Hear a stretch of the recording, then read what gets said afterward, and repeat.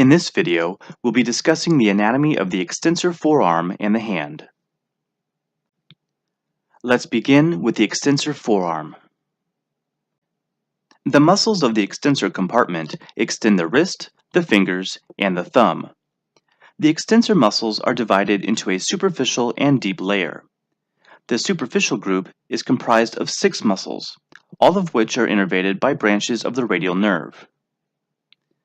The brachioradialis muscle, shown here, is categorized as an extensor muscle because of its innervation by the radial nerve.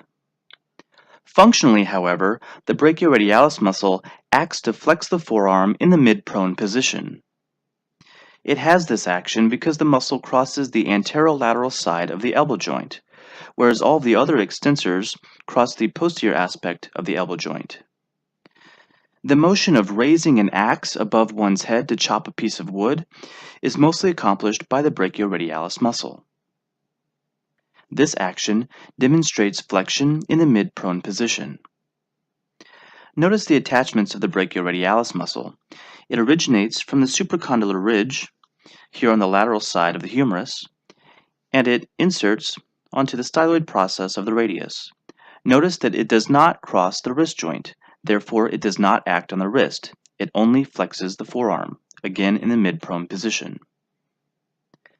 The remaining 5 muscles of the superficial extensors are true extensors, and they originate from a common extensor tendon which attaches to the lateral epicondyle of the humerus. Here's the lateral epicondyle of the humerus where that tendon attaches. Notice that we're looking at a posterior view of the forearm. The extensor carpi radialis longus muscle, shown here, arises mostly from the lateral supracondylar ridge and has some fibers originating from the common extensor tendon. As its name suggests, the extensor carpi radialis longus extends the wrist on the radial side and is the longer of the 2 extensor carpi radialis muscles. The extensor carpi radialis longus will also help to participate in radial deviation of the wrist. Its sibling, the extensor carpi radialis brevis muscle, shown here, has the same function as the extensor carpi radialis longus muscle. However, it is the shorter of the 2 muscles. The word brevis means short.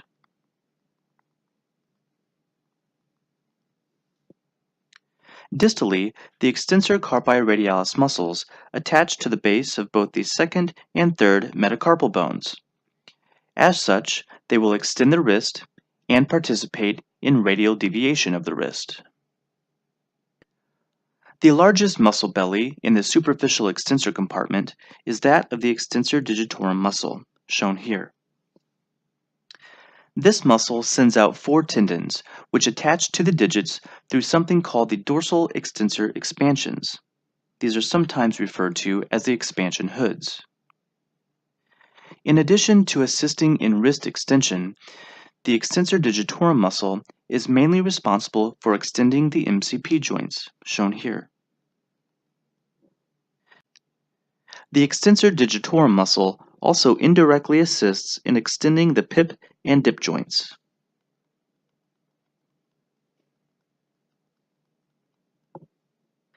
The extensor digiti minimi muscle, shown here, gives the pinky finger a little more mobility in extension compared to the ring finger, for example. The muscle belly of the extensor digiti minimi muscle is relatively slender and is positioned between the extensor digitorum muscle and the extensor carpi ulnaris.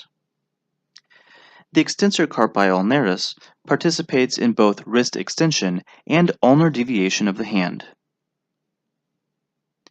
Just like the flexor carpi ulnaris muscle, the extensor carpi ulnaris also attaches to the base of the 5th metacarpal, shown here. And as a reminder, all of these muscles are innervated by branches of the radial nerve. In a previous video, we briefly discussed golfer's elbow, which is inflammation of the common flexor tendon at the medial epicondyle. It is also called medial epicondylitis. Inflammation of the extensor tendon is referred to as lateral epicondylitis, or it is colloquially known as tennis elbow. Repetitive overuse of the extensor forearm muscles can cause inflammation. For example, the backhand motion required to effectively swing a racket relies specifically on the extensor carpi radialis brevis muscle. Micro tears in the common extensor tendon can lead to inflammation and subsequently can lead to pain. Again, this condition is referred to as lateral epicondylitis or tennis elbow. Also recognize there are particular occupations which are more prone to lateral epicondylitis than others. Painters and carpenters, for example, regularly extend their wrist to paint and hammer. As such, individuals in these occupations are at greater risk for developing lateral epicondylitis. There are 5 muscles of the deep layer of the extensor forearm. The supinator muscle, shown here, works in conjunction with the biceps brachii muscle to supinate the forearm. The 2 heads of the supinator muscle pull on the proximal radius to accomplish this task. The thumb alone has 3 muscles that act upon it in the posterior compartment. The abductor pollicis longus muscle is responsible for abducting the thumb, which means that it moves the thumb away from the other fingers. And both the extensor pollicis longus muscle, shown here, in conjunction with the extensor pollicis brevis muscle, act to extend the thumb. Because of the location and orientation of the extensor pollicis longus muscle belly, its tendon relies on a small bump on the distal radius called Lister's tubercle, shown here. Lister's tubercle acts like a pulley to align the tendon of the extensor pollicis longus with the thumb for appropriate thumb extension.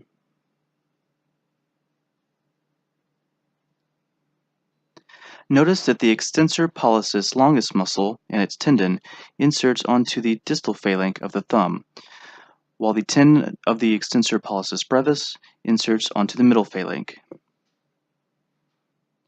And lastly, the extensor indicis muscle, shown here, assists the extensor digitorum muscle in giving greater mobility to the index finger. In a condition known as de Quervain's disease, the tendons of the abductor pollicis longus muscle and the extensor pollicis brevis muscle become inflamed as they cross the styloid process of the radius on their course to the thumb. Patients with this condition often present with pain along the radial side of their wrist, especially when they extend the thumb or radially deviate their hand.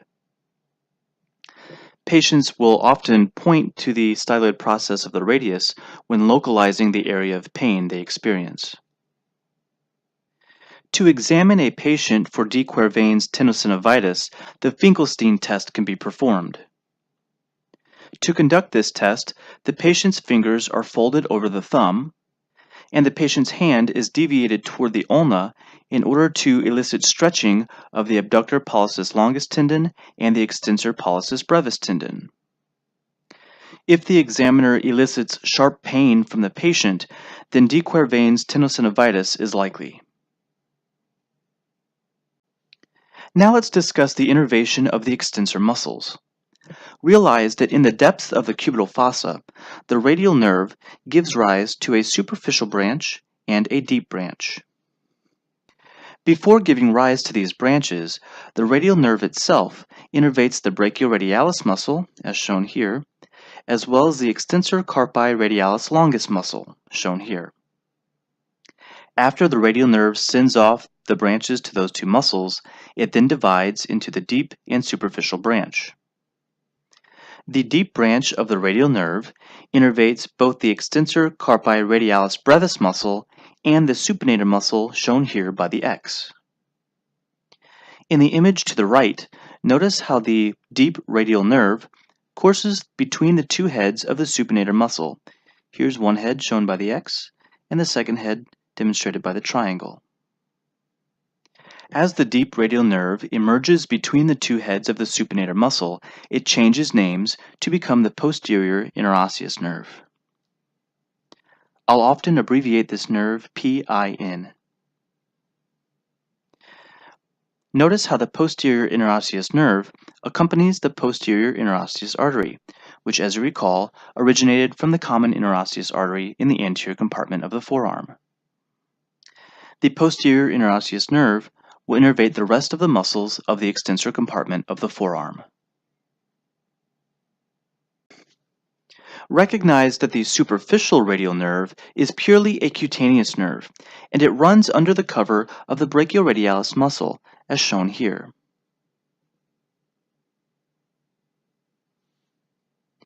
Near the wrist, the superficial branch of the radial nerve spirals around to innervate the dorsum of the hand, and it provides exclusive cutaneous innervation to the first dorsal web space, which is the area indicated here by the purple. The area shaded in purple represents the cutaneous distribution of the superficial branch of the radial nerve. Notice how this nerve does not go all the way to the fingertips. Notice that it does split the innervation for the ring finger, so half of the innervation of the ring finger is from the superficial branch of the radial nerve, whereas the ulnar side of the dorsum of the hand is supplied specifically by the dorsal branch of the ulnar nerve.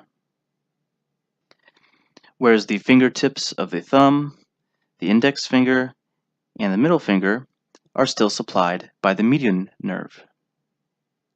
By way of dermatomes, the dorsum of the hand is mostly supplied by the C7 dermatome, which courses mostly through the superficial branch of the radial nerve. Notice that the ulnar side is also supplied by the C8 dermatome, which in this case would be transmitted through the dorsal branch of the ulnar nerve. To test the function of the superficial branch of the radial nerve, you would do so by testing in the area here of the first dorsal web space. This can be done by pricking the patient's hand with a pin or a needle, for example. To test the ulnar nerve, you would want to prick the patient's hand either on the palmar side in this area here, indicated by the X, or on the dorsal side in the area indicated by the X here. Another common location for testing the ulnar nerve is at the very tip of the pinky finger.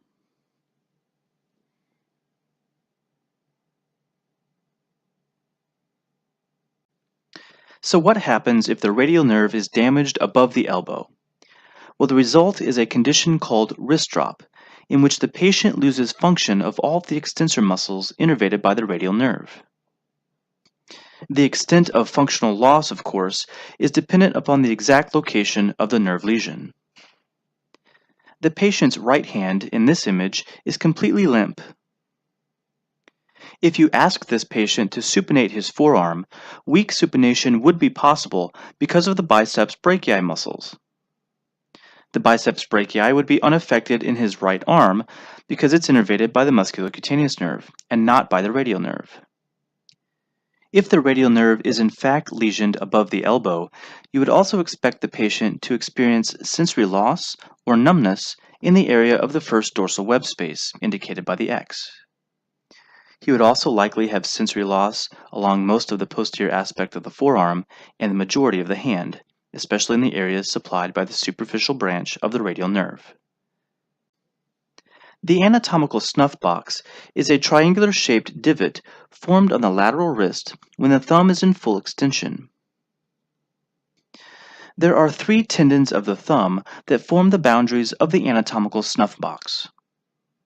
To remember this, I like to use the analogy of the brevis sandwich. That is, the brevis tendon is sandwiched between the 2 longest tendons. The upper border of the anatomical snuff box is formed by the tendon of the extensor pollicis longus muscle, shown here. And the lower border of the anatomical snuff box is formed by 2 tendons. It is formed by the tendon of the extensor pollicis brevis and the tendon of the abductor pollicis longus muscle. Again, the brevis tendon is sandwiched between the 2 longest tendons. The floor of the anatomical snuff box is formed by 2 carpal bones. The scaphoid bone, shown here, is more proximally located compared to the trapezium, shown here. Also coursing through the depths of the snuff box is the radial artery, as shown here. And coursing over the roof of the anatomical snuff box is the superficial branch of the radial nerve.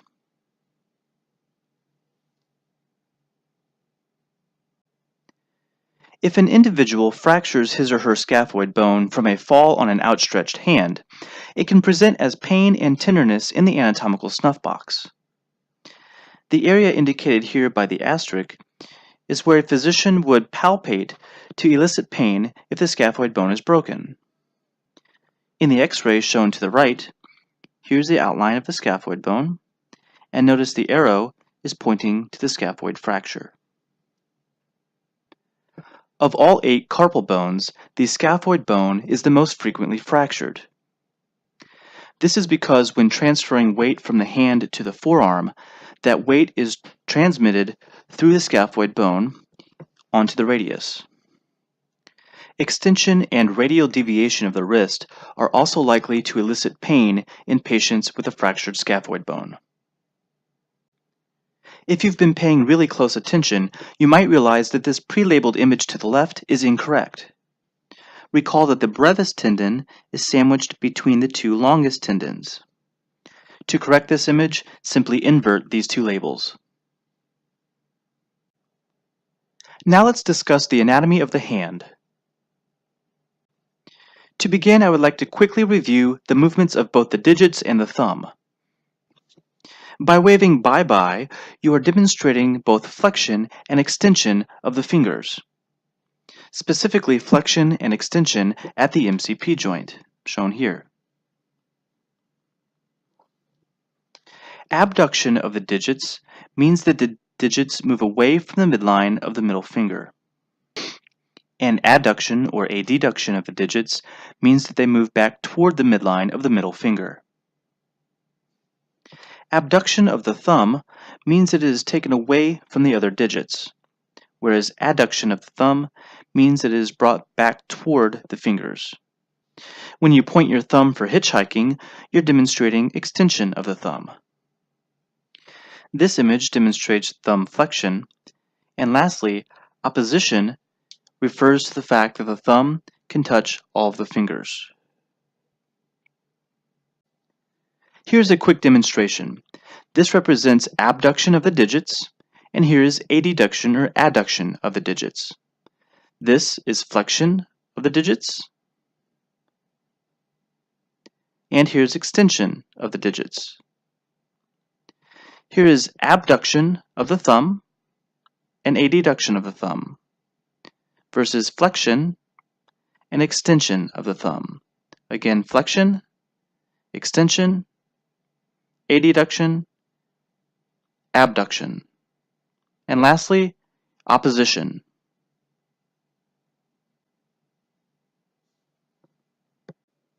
And here's an example of ulnar deviation, also called medial deviation of the hand at the wrist joint, versus radial deviation, also known as lateral deviation of the hand at the wrist joint. As was previously presented, the palmaris longus tendon blends with the palmar aponeurosis, as shown here. The palmar aponeurosis is a thickening of the palmar fascia that helps to protect the hand from penetrating injuries.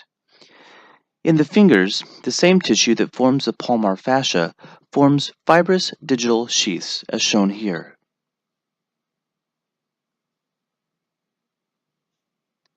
These strong sheaths form tunnels through which the tendons of the flexor muscles and their respective synovial sheaths pass.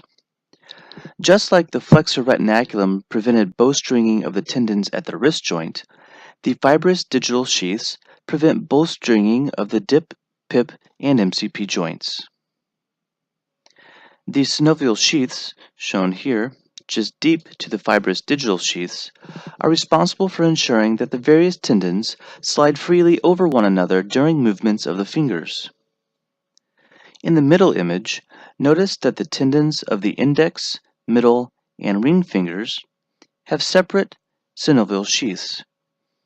In a condition called tenosynovitis, which is an infection of the tendon and the synovial sheath, infections of the middle 3 digits are usually confined to the infected finger.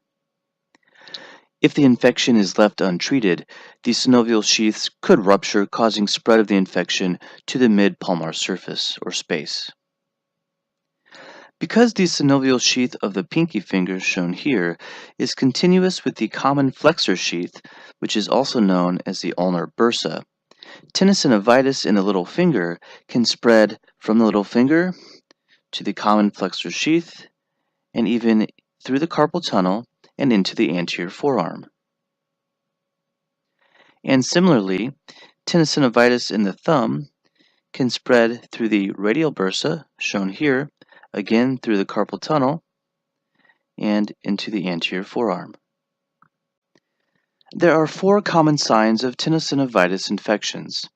First, it presents with tenderness along the course of the flexor sheath, especially if the thumb, pinky, or palm have been affected. There's also likely to be systematic enlargement of the affected digit. In addition, the digit will appear slightly flexed at rest. This is due to the inflammation tightening the tendons. And lastly, patients will often experience pain along the tendon with passive extension. In a condition known as Dupuytren's contracture, the longitudinal bands of the palmar fascia, shown here, become fibrotic and thickened, and as a result, they shorten.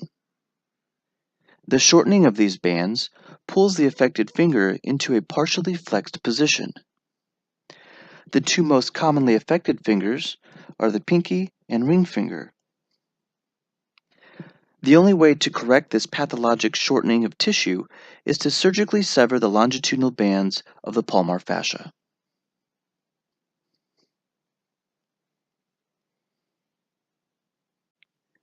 The intrinsic muscles of the hand are what allow us to perform very fine motor movements. The mass of muscles forming the thenar eminence are the muscles of the thenar group. The thenar group is the bulge of muscle on your palm at the base of your thumb. And likewise, the mass of muscle that forms the hypothenar eminence are the muscles of the hypothenar group. The hypothenar eminence is the mass of muscle located at the base of the pinky on your palm. In this image, this grouping of muscles represents the thenar eminence, and this grouping of muscles represents the hypothenar eminence.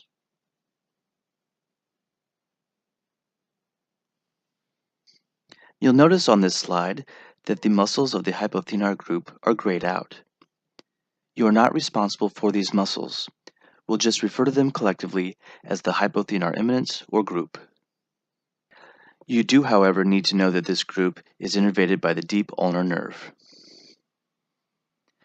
The thenar group is comprised of the abductor pollicis brevis muscle, shown here, which is the superficialmost muscle of this group. As its name suggests, it assists in abducting the thumb. The flexor pollicis brevis muscle is shown here, and it will be responsible for assisting in thumb flexion. Just like the flexor pollicis brevis, the opponens pollicis, shown here, is also immediately deep to the abductor pollicis brevis. It's a little hard to see, but you can see a sliver of it right here.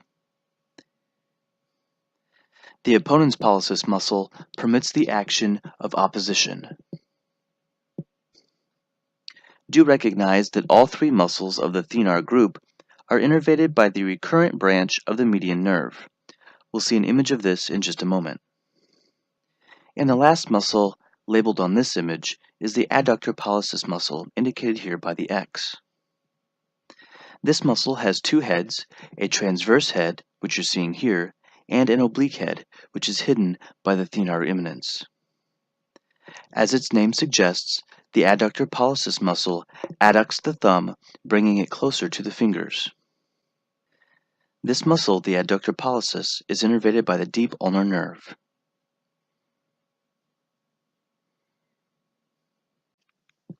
The word lumbrical means worm-like. These very slender, elongated muscles are interesting because they attach from the tendons of the flexor digitorum profundus to the dorsal extensor hoods. Let's take the first lumbrical as an example. Notice how this lumbrical attaches from the FDP tendon associated with the index finger. The muscle fibers of this lumbrical spiral around to insert onto the extensor side of the index finger. As such, because of this spiral orientation, the lumbricals function to flex the MCP joints, and they extend the PIP and dip joints. I like to refer to these muscles as the bye-bye muscles. I'll demonstrate their function in the next slide. Of the 4 lumbricals, the first 2 lumbricals, number 1 and 2, are innervated by the median nerve, whereas lumbricals 3 and 4 are innervated by the deep ulnar nerve.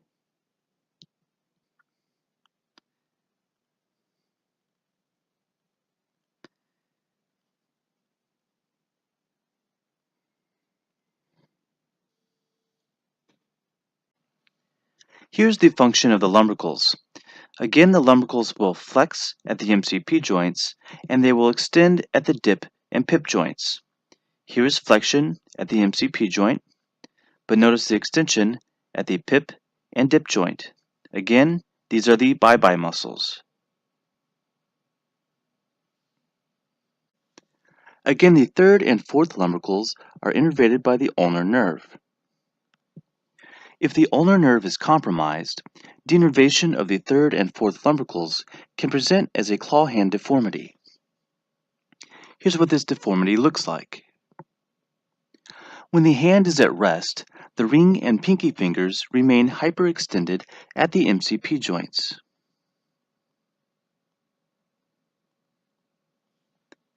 With the ulnar nerve compromised, this means the lumbricals can no longer perform their main functions. In other words, they can't flex at the MCP joints. Therefore, the extensor digitorum muscle, abbreviated ED, will pull the ring and pinky fingers into extension. Recognize that normal hand function relies on an intricate balance between hand flexors and extensors. Whenever this balance is disrupted, we have a deformity. Another way to describe this abnormal extension of the pinky and ring finger is to say that the extensor digitorum muscle is unopposed. You'll also notice in this deformity, the PIP and dip joints, shown here, are pulled into slight flexion. With the lumbricals out, they are no longer able to extend the dip and PIP joints. As such, the FDS and the FDP muscles are unopposed. Do recall that the ulnar half of the FDP, the flexor digitorum profundus muscle, is also innervated by the ulnar nerve.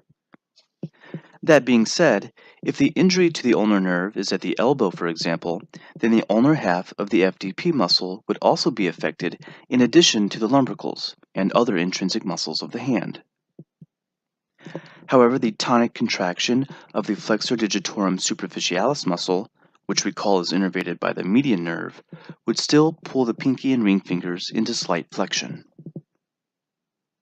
That is, flexion at the PIP joint specifically. I also want to remind you that in the fingers, the extensor digitorum muscle acts principally on the proximal phalanges. In other words, it acts to extend the MCP joints. Extension of the dip and PIP joints is predominantly accomplished by the lumbrical muscles. Working through an explanation of why claw hand presents as it does will help you on the exam, because you'll be responsible for localizing nerve lesions, and if you can explain your way through this particular condition, it will certainly help. So put a big star next to this and be sure to revisit it.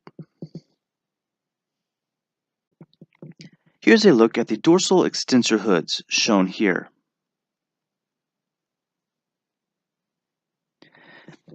Notice how the extensor digitorum tendon, shown here, ends in the expansion hood.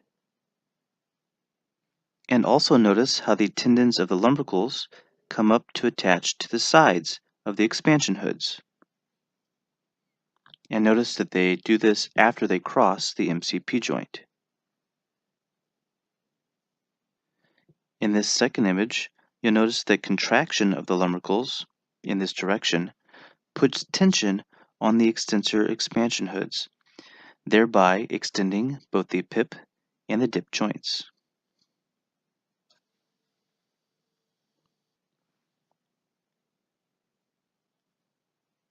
And lastly, Figure C shows how the lumbricals can be isolated for testing.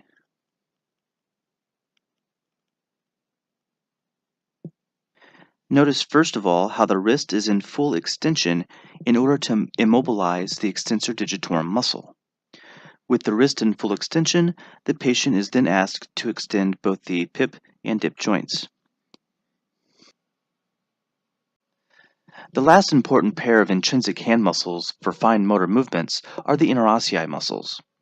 These muscles include the palmar interossei and the dorsal interossei.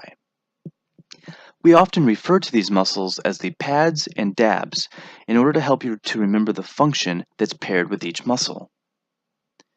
The pads, for example, of which there are 3, represent the palmar interossei. The palmar interossei are responsible for adducting the fingers, which means that they bring the fingers closer to the midline of the middle finger. That being said, the P in pad represents palmar interosseus, whereas the AD in pad represents adduction, its function. In order to test the palmar interossei, you can have a patient hold a piece of paper between their fingers, and you can, as the examiner, try to remove that piece of paper. As long as the patient can maintain strong adduction so that the paper can't be removed, then the palmar interossei are intact and functioning. The dabs refer to the dorsal interossei, and they are responsible for abducting the fingers. Recall that finger abduction means that the fingers are moving away from the midline of the middle finger. To test the function of the dorsal interossei, the examiner will often hold the fingers together under light pressure and will ask the patient to abduct the fingers against resistance. Normal abduction is a sign of normal muscle and nerve function. I also want to point out that the first dorsal interosseous muscle shown here forms the mass of the first dorsal web space of the hand. This is worth mentioning because compromise to the deep ulnar nerve, which innervates all the ossei muscles, can present as wasting in the first dorsal web space. In other words, if there is atrophy of the first dorsal interosseous muscle, this could be an indication that the deep ulnar nerve is compromised. Here's a nice overview of the motor innervation to the intrinsic muscles of the hand. Recall that the median nerve innervated all of the muscles of the anterior forearm except for the flexor carpi ulnaris muscle and the ulnar half of the FDP. In the hand, it is also responsible for innervating the thenar eminence, shown here, as well as the first 2 lumbricals, indicated here. All of the other intrinsic muscles of the hand are innervated by the deep ulnar nerve. The ulnar nerve in this image is shown in black. So let's recap. The ulnar nerve is responsible for innervating the muscles of the hypothenar eminence. It is responsible for innervating the 3rd and 4th lumbricals. It also innervates both the palmar and dorsal interossei muscles, and it innervates the adductor pollicis muscle. Let's go back to the median nerve for just a moment. Specifically, the part of the median nerve that innervates the thenar eminence is referred to as the recurrent branch of the median nerve, as shown here by the green arrow. In the lower left image, this demonstrates the cutaneous innervation of the hand by both the median and ulnar nerves on the palmar surface and the ulnar and radial nerves on the dorsal surface. The X's indicate areas of exclusive innervation. So for example, if you want to clinically test the ulnar nerve, it's best to test it here at the pinky. Similarly, if you want to test the median nerve, the cutaneous innervation that is, test it here at the index finger. And if you want to test the cutaneous innervation of the superficial branch of the radial nerve, testing here at the first dorsal web space is the best location.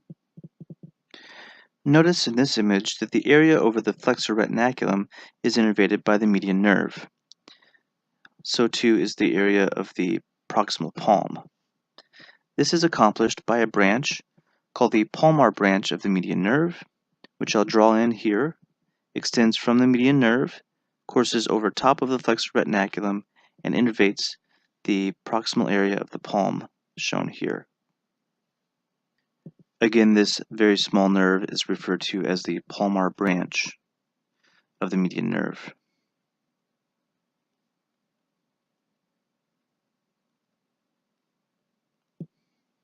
Notice how the median nerve itself courses deep to the flexor retinaculum as it courses through the carpal tunnel. Now let's look at the arterial supply of the hand. The superficial palmar arch, shown here, is positioned superficial to the flexor tendons, and the deep arch is located deep to the flexor tendons. Here's the deep arch. Recognize that the ulnar artery, shown here, is the main contributor to the superficial palmar arch, and the radial artery, shown here, is the main contributor to the deep palmar arch. However, there is clearly an anastomosis between the ulnar and radial arteries through both the superficial and the deep arches. Common palmar digital arteries arise from the arch, as shown here, and they course between the metacarpal bones. From the common palmar digital arteries arise proper digital arteries. These proper palmar digital arteries, along with the proper palmar digital nerves, supply the digits. An arterial puncture is a medical procedure performed to obtain a sample of arterial blood for gas analysis. The most common site for arterial puncture is the radial artery at the wrist.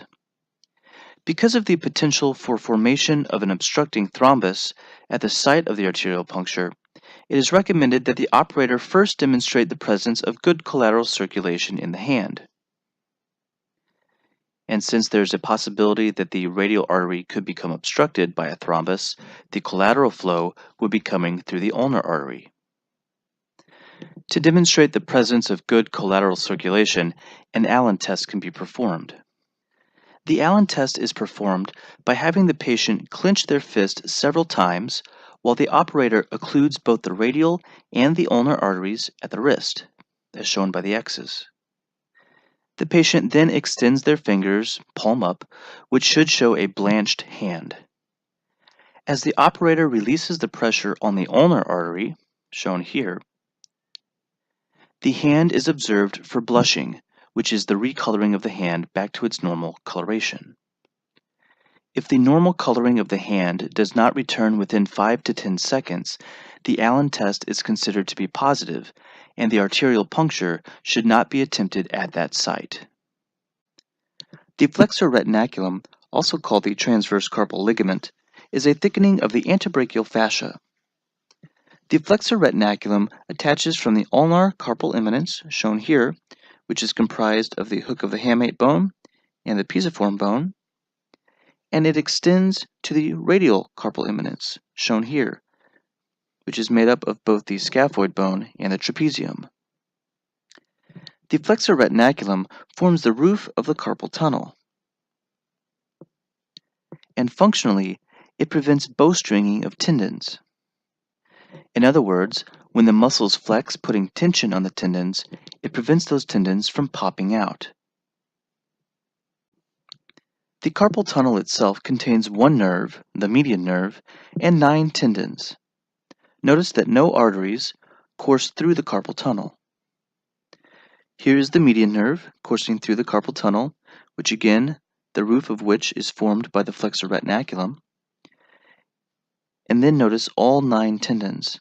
There are 4 tendons of the flexor digitorum superficialis muscle, the 4 tendons of the flexor digitorum profundus muscle, and the tendon of the flexor pollicis longus muscle, shown here.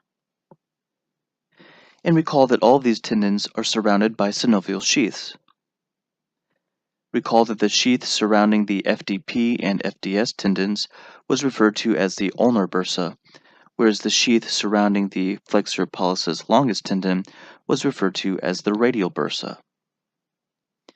Here's a different perspective. This is the ulnar bursa. and the radial bursa.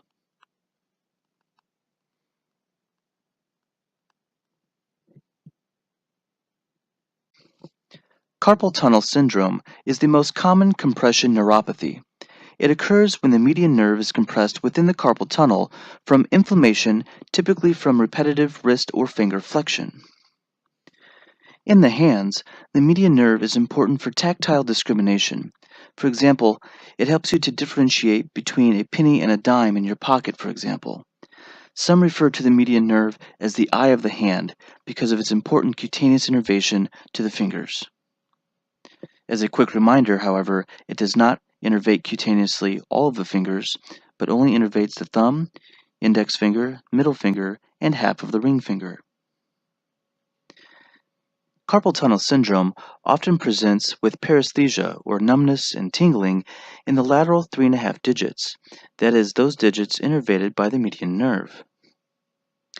There may also be pain or discomfort at the wrist, and in addition, long-term compression of the median nerve can lead to atrophy of the thenar eminence and weakness of those muscles. Notice this patient has a divot in the area of the thenar eminence. This represents atrophy of the thenar group of muscles. Recall that the thenar group of muscles was innervated specifically by the recurrent branch of the median nerve. Hence, if the median nerve is compressed at the site of the carpal tunnel, it will also have downstream effects. That is, it will affect the thenar eminence and that group of muscles, in addition to affecting the first two lumbricals. There are two common ways to test for carpal tunnel syndrome. If you palpate your radial artery at your wrist, you'll notice that it is immediately lateral to the flexor pollicis longus tendon, and subsequently just lateral to the median nerve. Using the radial pulse as a reference landmark, you can then move your fingers just medially toward the midline of the forearm. Here at the distal forearm, just proximal to the flexor retinaculum, you can percuss over top of the median nerve. This test is referred to as a Canal test. If the patient experiences marked pain and/or a lot of numbness and tingling in the fingers innervated by the median nerve, that would be indicative of a positive Canal test, which suggests the patient probably has carpal tunnel syndrome. A Phelan maneuver can also be performed. In this maneuver, patients place the backs of their hands against each other in order to induce hyperflexion of the wrist. If this maneuver causes the patient a lot of pain and/or paresthesia in the fingers which are innervated by the median nerve, then that indicates a positive Phelan sign. And a positive Phelan sign is indicative of carpal tunnel syndrome. By way of treating carpal tunnel, there are a range of various treatment options, from splinting to glucocorticoid injections to surgery. If surgery is performed, the flexor retinaculum is often divided to alleviate the pressure on the median nerve. The ulnar nerve and the ulnar artery pass through what is known as Guyon's canal, shown here. It is also shaded in this image in purple and is known as the ulnar tunnel. The roof of Guyon's canal is formed by the palmar carpal ligament, shown here. This ligament is just a superficial extension of the flexor retinaculum. By way of landmarks, notice that this canal courses immediately lateral to the pisiform bone. Here's the pisiform bone in this image. Within Guyon's canal, both the ulnar nerve and the ulnar artery divide into superficial and deep branches. The superficial branch of the ulnar nerve, for example, is going to be responsible for carrying cutaneous innervation from the pinky finger and the medial half of the ring finger. The deep ulnar nerve is the motor branch, which is responsible for innervating all of the intrinsic muscles of the hand, except for those which were innervated by the median nerve. The superficial ulnar artery will contribute to the superficial palmar arch, whereas the deep ulnar artery will contribute to the deep palmar arch. Cyclists who place pressure on their hypothenar eminence from how they grip the handles of the bike can compress the superficial branch of the ulnar nerve. This typically results in a pins and needles sensation, which runs down the medial palm to the medial two fingers. If the deep ulnar nerve is compromised at Guyon's canal, then marked weakness of the intrinsic hand muscles can result. As a quick review, the deep ulnar nerve innervates the hypothenar eminence, that muscle group, as well as the third and fourth lumbricals. It also innervates the palmar and dorsal interossei, and the deep ulnar nerve innervates the adductor pollicis muscle as well. I can't stress enough how important it is for you to become familiar with all these muscles, their functions, and more specifically their innervations. By knowing this information, you'll be able to more efficiently localize certain nerve lesions. If I had to estimate, I would say that approximately 60% of all of the anatomy written questions that you receive on your summative exam will probably have something to do with a nerve lesion. For example, you'll likely be given the signs and symptoms of a patient, and then we'll have to work several steps backward to figure out what muscles are affected or which nerve is affected and where that nerve is affected. So keep that in mind as you prepare and study. Thanks so much for listening. This concludes the lecture on the extensor forearm and the hand. Take care.